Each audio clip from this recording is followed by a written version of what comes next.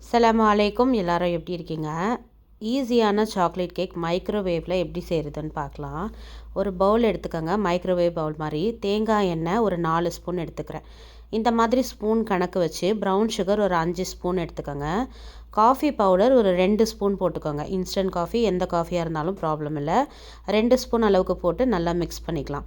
இதிலையே 2 spoon அளவுக்கு தயிர், நான் ஆரம்பத்தில் காமிச்ச ஸ்பூன் அளவு, அதில் 1 ஸ்பூன் அளவுக்கு வினிகர் சேர்த்துக்கிறோம்.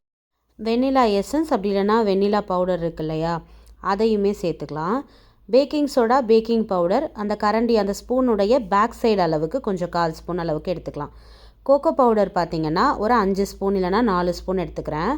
வீட்டில் ஏதாவது சாக்லேட் பார் இருந்ததுன்னா அதை கட் பண்ணி போட்டுக்கலாம். இங்கே நான் சாக்கோ சிப்ஸ் சேர்க்குறேன்.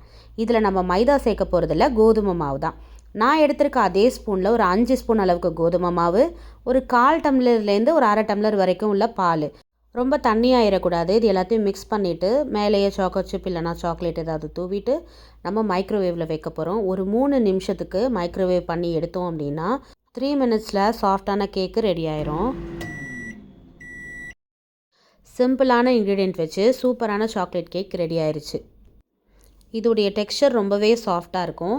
வெறுமனே அப்படியே சாப்பிட்டாலும் சாப்பிடலாம், இல்லை பால் ஊற்றி சாப்பிட்டாலும் ரொம்பவே டேஸ்ட்டாக இருக்கும்.